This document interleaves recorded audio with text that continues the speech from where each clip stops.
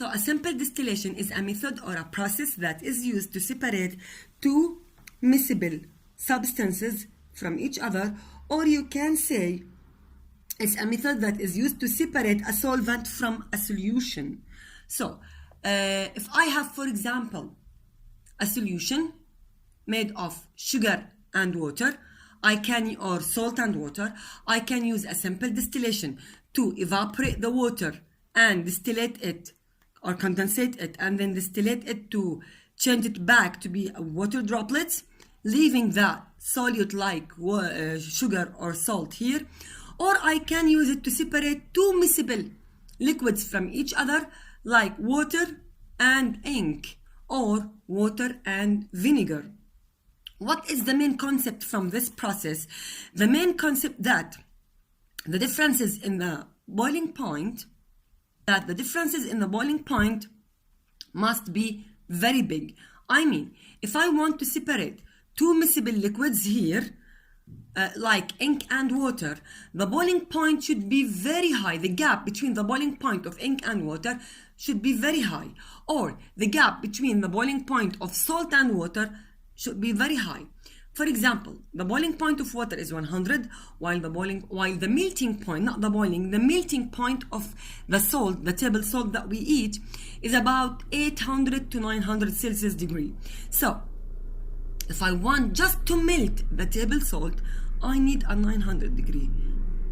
So I need 900 degrees just to melt the table salt. What about evaporation?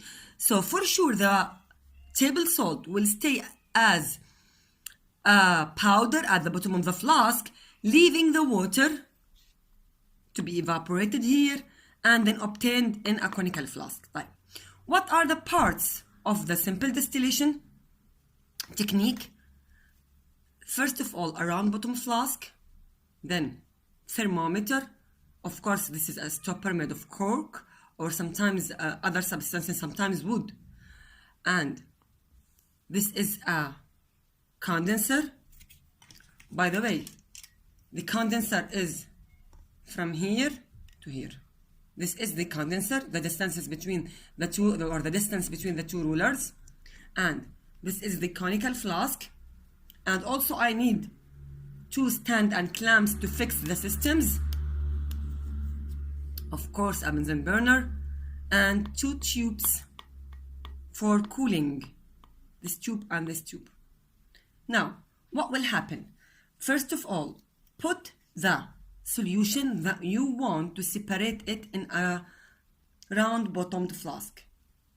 Turn on the Bunsen burner and observe the temperature using a thermometer.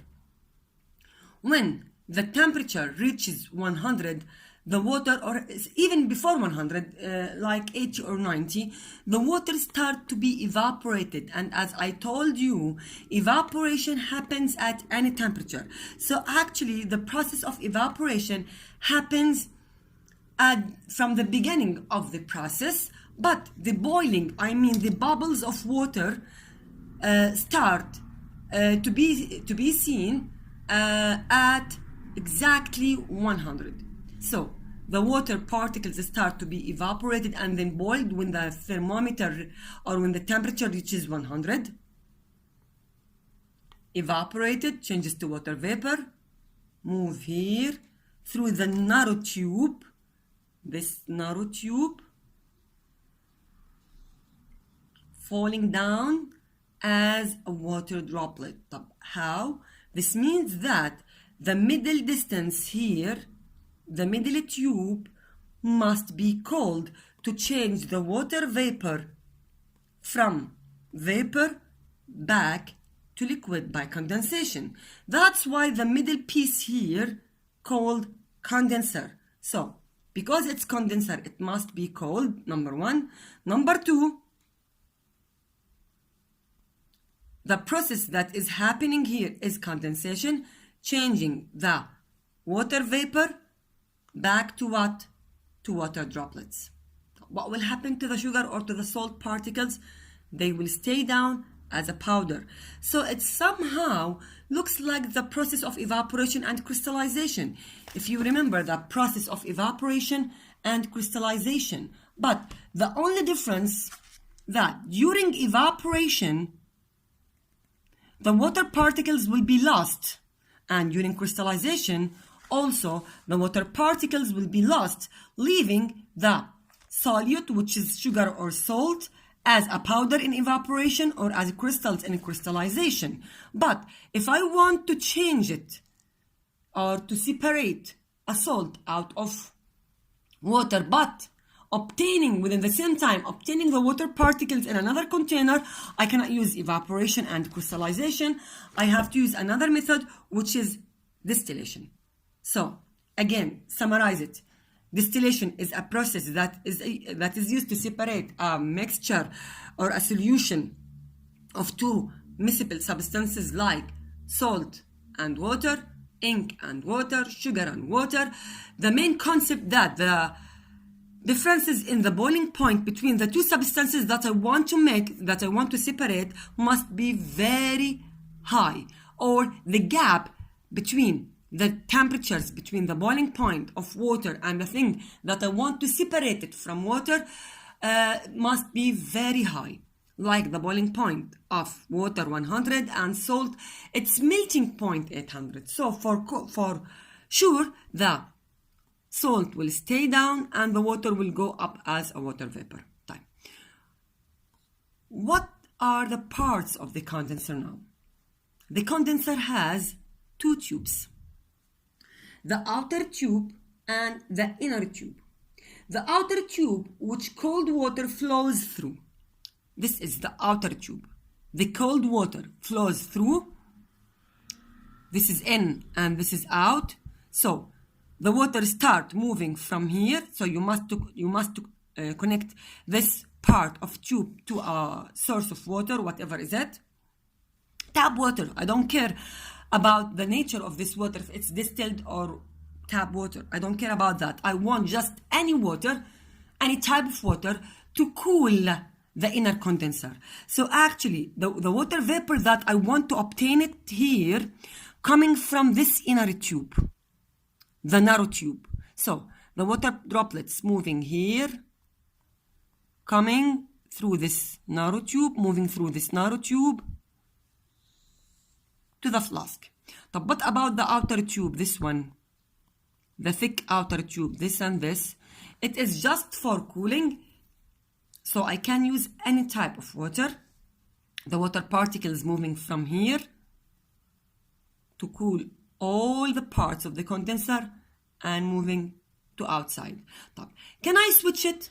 I mean, can I start cooling the water from up? Look here, the direction of the arrows. In, out, in, out. But can I use the opposite? No. I mean, the water move from up till down? No. Why? Because if I use this type or this direction of water, I can be sure that all the parts of the condenser will be cooled. Why? Because of the force or the pressure that is caused by water, the water particles will be split into two paths. The first direction here and the second direction there.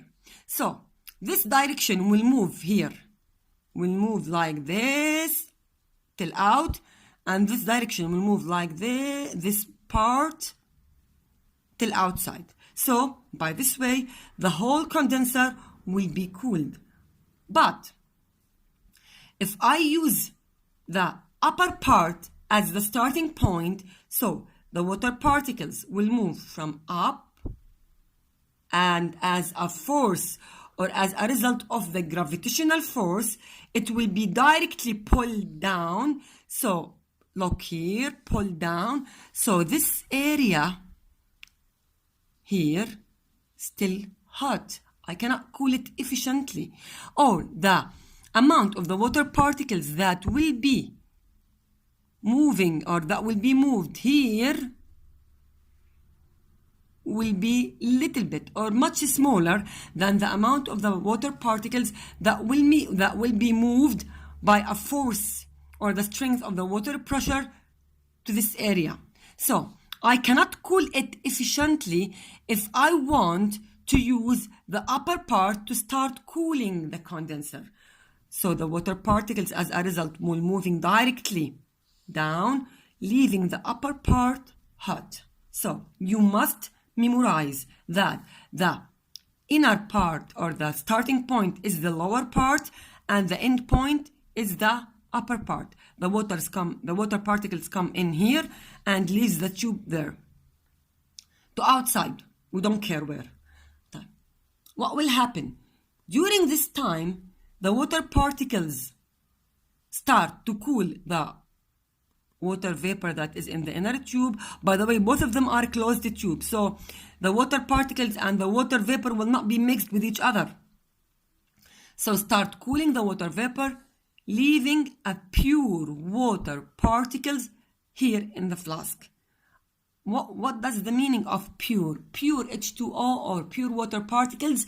I mean without salt or without any other minerals, just H2O, pure. Type.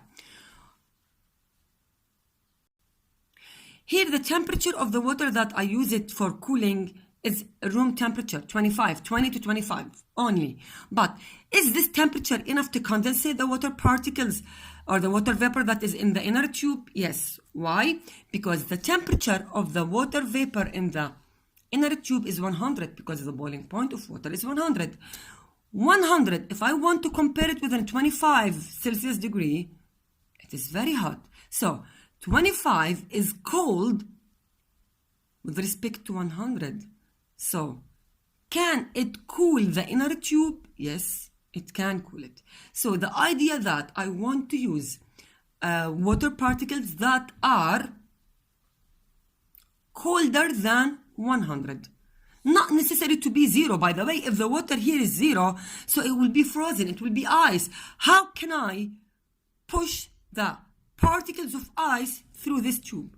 So I mean, the water that I want to use it here is a normal water within a normal temperature, a room temperature like 20 or 25 Celsius degree, which is enough to condensate the water that is found in the inner tube.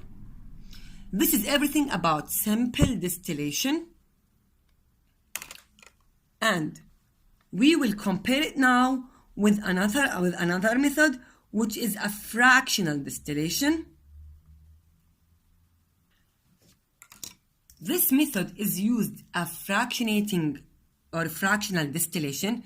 It somehow looks like the simple distillation with a minor change. The only change between the two methods is just this fractional column or fractionating column. Again, if we want to go back to the simple distillation process, look, we don't have any tube here. Just a thermometer directly. Look, a thermometer directly.